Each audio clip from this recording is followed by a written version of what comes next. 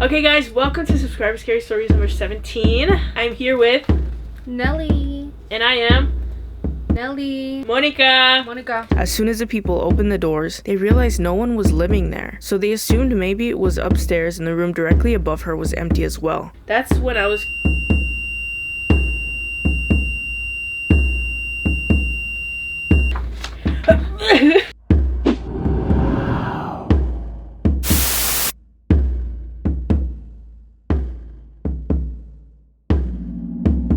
This one is called Possessed Lady. When my mom was really little, maybe around the age of 8 or even younger, she would go to church with my great-grandma. Her grandmother was super religious and would help the church pray for people. One day, they both went to church, and like normal, my mom sat down next to this random lady. Suddenly, the lady starts running her fingers through my mom's hair, saying, "Oh my god, your hair is so nice." Ew! My mom's... Ew, you, not the lady! That's what the lady said! My mom smiles and doesn't get the chance to say anything back when everyone starts praying for her. All of a sudden, the lady starts speaking like an old lady, a little kid, different languages, a deep voice, and random different voices. The people from the church dragged my mom out of the room.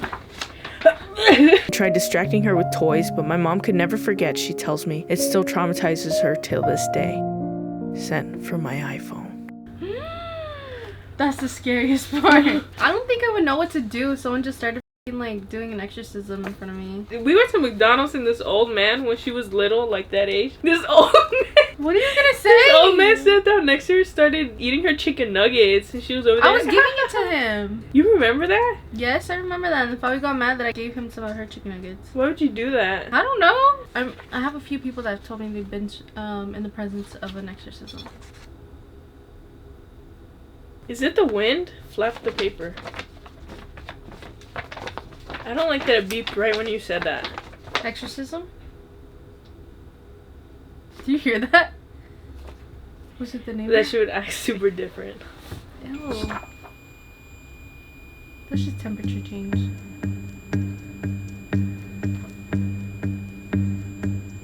Feels kind of cold. Why have we not done it with that? It's because whenever we use it, it doesn't work. Yeah. But it's working now. Because what's the theme of this again? Possession. This story is called Story from Mexico. Possession? Question mark. Oh, this says, "Hello, Monica and Nelly." And they spelled my name right. They actually did. First of all, I would like to say that I'm a big fan of your content and you guys. I hope you all have a good day. Call me JP. Did they leave their number? Oh, I thought they were saying just plain. And this story is from my 8th grade catechism teacher. He told us this story a few years ago and goes as followed. When my teacher was younger, he would accompany a priest to help with exorcisms. My teacher would never go in the room where the exorcism was taking place because he was scared. Instead, he would stay in the living room and pray with the family members of the possessed individuals.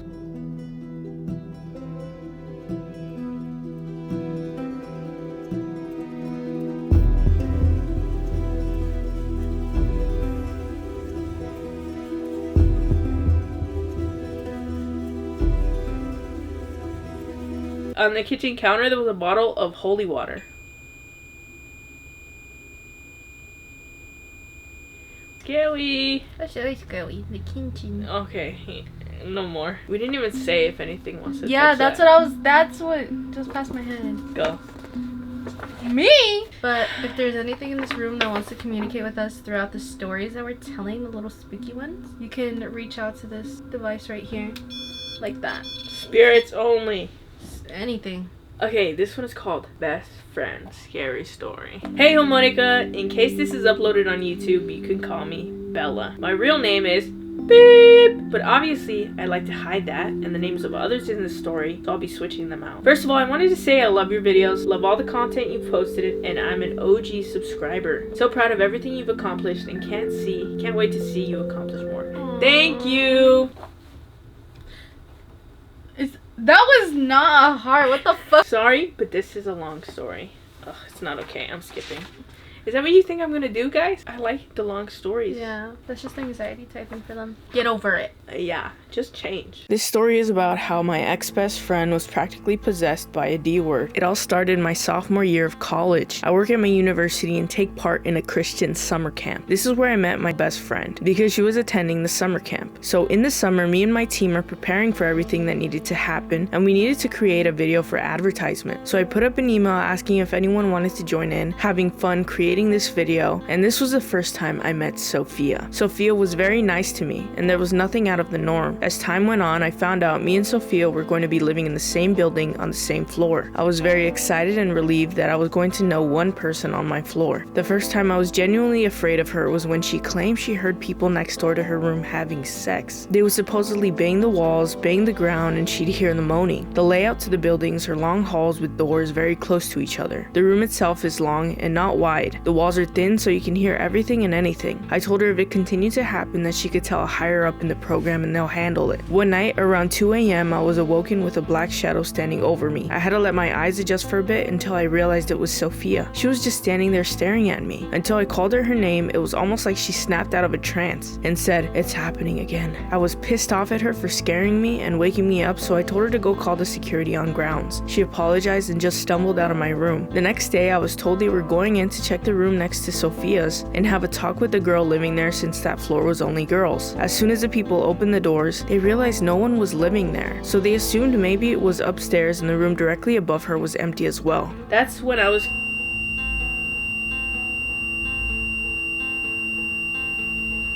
If you're somebody trying to communicate, can you please stop? In 3.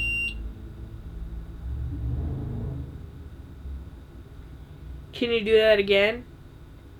In 5 seconds if you're trying to communicate? 5, 4, 3, 2.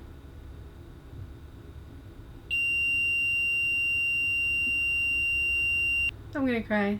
She refused to sleep for weeks in her room because she would claim she'd see a shadow man standing in the corner. Every time she would try to sleep in my room, it constantly felt heavy. Later on, she made a new friend that I never talked to. This new friend's name is Nancy. Nancy was into black magic, going to cemeteries, and doing heavy drugs. Sophia and Nancy would hang out all the time. Nancy was really weird, and you could just tell she did not really care for anyone but herself. Nancy later got a boyfriend and would constantly sneak him into her room. Supposedly, Nancy's boyfriend was into black magic and could see spirits. Sophia swore that every time Nancy's boyfriend would sleep over, she'd see the shadow in her room. One night, it happened again and she started to continuously pray. She prayed for about 30 minutes. She saw the black shadow shrink and go through under her door. She also claims a lot of her family is into brujeria. The crazy thing was that same night, my roommate said she believed she heard me talking to Sophia and saw Sophia in the room. Her eyes were open, but she couldn't move her body. I started to distance myself from her after this occurrence and told my mom about everything. Just like your mom, my mom has always seen things when she was younger and almost has a gift of sight or discernment. My mom felt that she had a sexual D word attached to her that wouldn't let her go and warned us to stay away from her. Obviously, me being the idiot I am, didn't stay away from her until later on. I remember she had moved rooms and there would be constant knocking on the door and so many weird occurrences. Whatever was attached to her definitely followed. The last time I really hung out with her was around Christmas.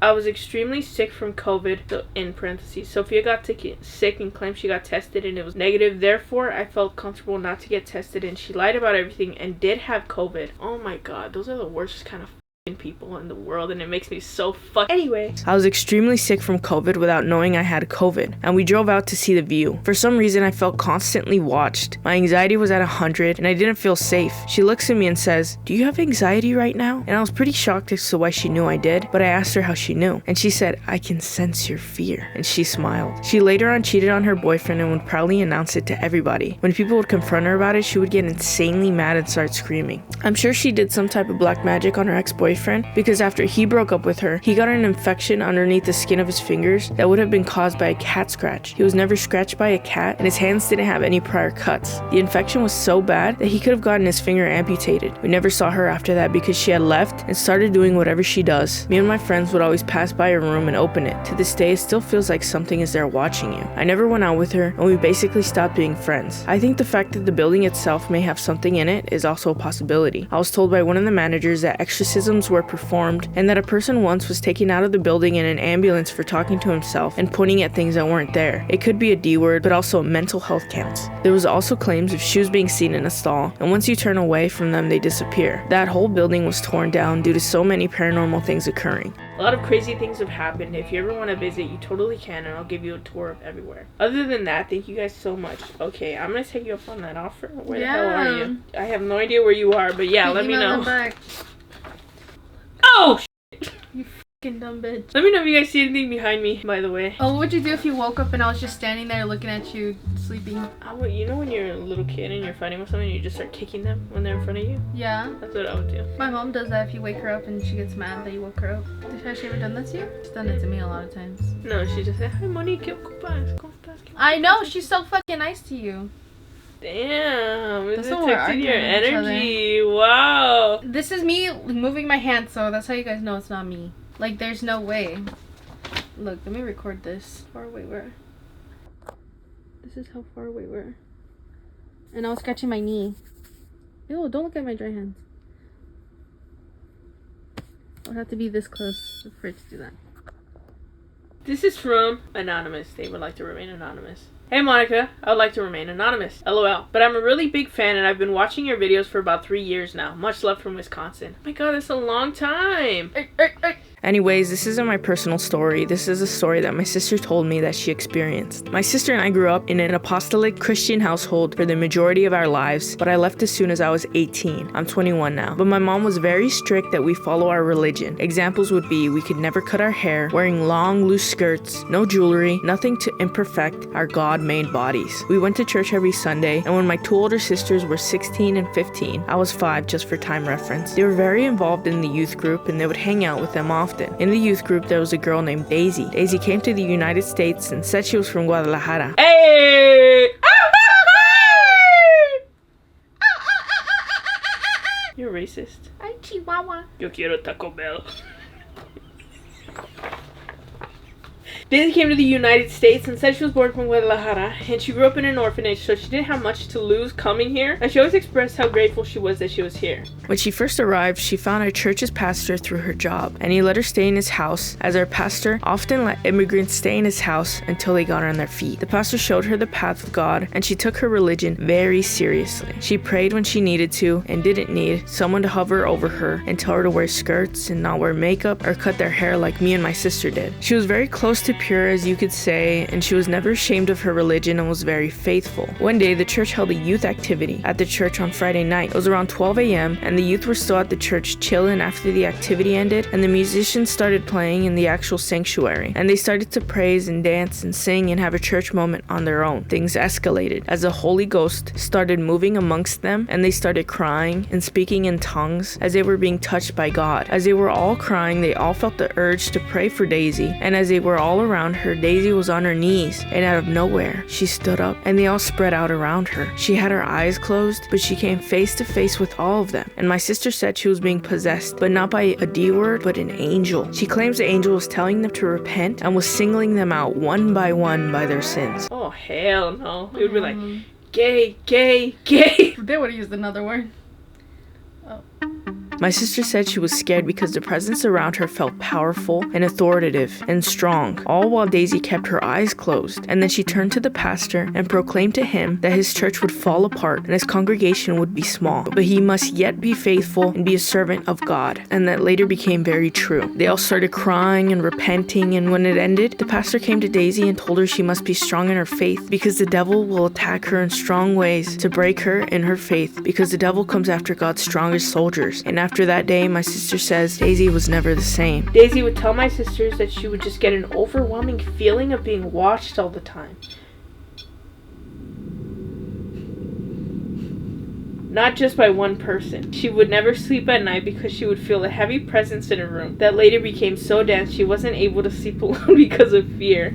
She would experience sleep paralysis every night and would tell my parents, tell my sisters, she would never open her eyes because she knew what she would see if she were to open them. And she'd hear multiple footsteps around her, and she would hear languages being spoken around her that she didn't understand. She would pray and proclaim to whatever was taunting her, but it would only make it worse and darker. One day, Daisy was in the basement, and the pastor and his wife were upstairs. She ran up to them crying and saying, "They're here, and they're outside. They're here to get me," and pleaded for them to pray for her, with her, and ask God to protect her. The pastor and his wife did, and the pastor claimed she just wouldn't stop crying. She said she felt tired and just wanted to be at peace. The next day, the pastor and his wife said she was gone. Her room was empty, and she didn't leave a single note or phone number or anything for them to let her know she was okay. She never reached back out, and she never returned to church again. My sister says she looks for her on Facebook and Instagram, but to this day she can't find her. She just fell off the face of the earth. That's so sad. I keep hearing stuff over here. I know, I just heard that. But that is so scary. And what made it even scary is that the words that I would say. Yeah, I just started reacting to it. Yeah, sleep paralysis, it went beep beep. Being watched at night, it would go beep beep. Do you like watching us at night? You're on crack, Nelly. Is that really an angel if it takes over your body without asking permission? That doesn't sound like something an angel would do. Interesting. You're not supposed to judge somebody either. Why did the father know? Wait a minute. Wait a minute. The priest knew that she was gonna get taunted by D words too. Does that happen often in possession of by angels? Tell me in the comments. An angel. But how is she gonna disappear at the father's house, at the priest's house, and nobody else knows where she went? We're just supposed to take his word for it? For real. I like the story though. It was a really good story. Yeah. Fabi picked that one out. She did? What a good... I would say what a good girl. Wait, you put your hand there. Maybe it was sitting there and then you went like that and they were like... I grabbed his cheek. Is somebody there? Can you touch the red light if you're there, please? To let us know of your presence.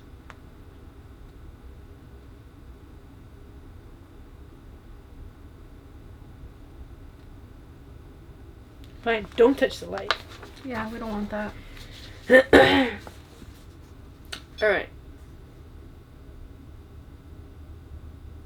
Okay, ghost, any ghost that's here, if you have a message for us, you can speak it into the microphone.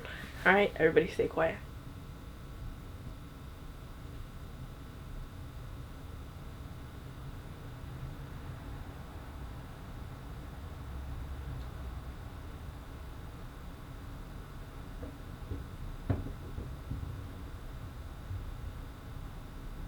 That's in, oh, right there, no? It's just in the patio.